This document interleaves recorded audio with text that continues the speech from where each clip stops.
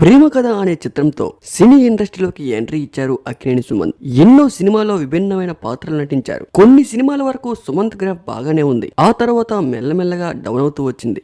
ఇప్పుడైతే సుమంత్ గ్రాఫ్ పూర్తిగా పడిపోయింది. 2016లో తొలి ప్రేమ మూవీ ఫ్రేమ్ కీర్తి రెడ్డిని మొదటి వివాహం చేసుకున్నారు సుమంత్. ఆ తర్వాత కొన్ని సంవత్సరాలకి ఇద్దరు విడాకులు తీసుకున్నారు. అప్పటి నుంచి సింగిల్ గా ఉంటున్నారు సుమంత్. మళ్ళీ ఇన్ని సంవత్సరాల తర్వాత సుమంత్ రెండో పెళ్లికి సిద్ధమయ్యారంటూ సోషల్ మీడియాలో వార్తలు చెక్కేళ్లు కొట్టేస్తూ ఉన్నాయి.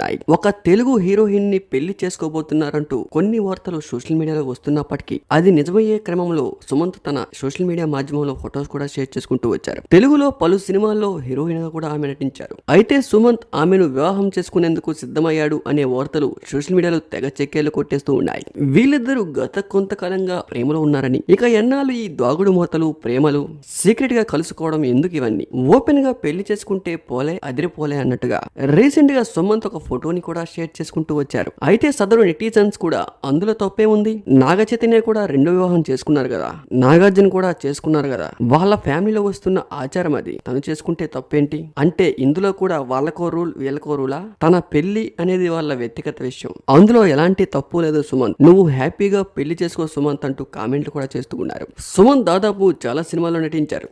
గౌరీ ధన 51, ప్రేమ కథ, గోదావరి, చిన్నోడు, మధుమాసం, పౌరుడు, గోల్కొండ హై స్కూల్, నరుడా ఓ నరుడా, రీసెంట్ గా మళ్ళీ రావా వచ్చిన మళ్ళీ రావా అనే మూవీ ఎమోషనల్ గా బాగానే ఆకట్టుకుంది.